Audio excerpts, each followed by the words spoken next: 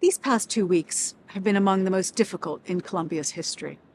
The turmoil and tension, division and disruption have impacted the entire community. You, our students, have paid an especially high price. You lost your final days in the classroom and residence halls. For those of you who are seniors, you're finishing college the way you started, online. No matter where you stand on any issue, Colombia should be a community that feels welcoming and safe for everyone. We tried very hard to resolve the issue of the encampment through dialogue. Many people who gathered there were largely peaceful and cared deeply about the humanitarian crisis in Gaza. Academic leaders talked with students for 8 days and nights. The university made a sincere and good offer, but it was not accepted.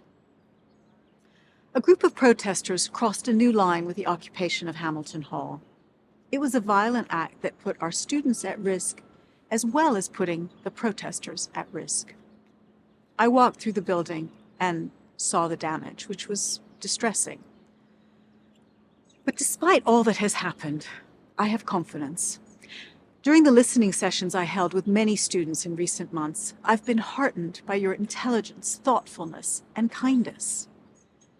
The ones that impressed me the most were those who acknowledged that the other side had some valid points. We need more of that at Columbia. Every one of us has a role to play in bringing back the values of truth and civil discourse that polarization has severely damaged.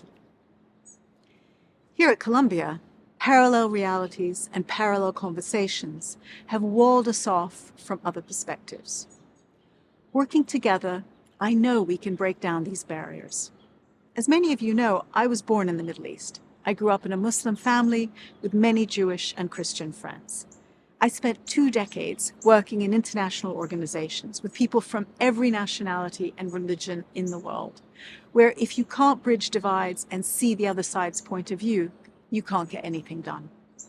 I learned from that experience that people can disagree and still make progress. The issues that are challenging us, the Palestinian-Israeli conflict, antisemitism, and anti-Arab and anti-Muslim bias, have existed for a long time. And Columbia, despite being a remarkable institution, cannot solve them single-handedly. What we can do is be an exemplar of a better world, where people who disagree do so civilly, recognize each other's humanity, and show empathy and compassion for one another. We have a lot to do, but I am committed to working at it every day and with each of you to rebuild community on our campus.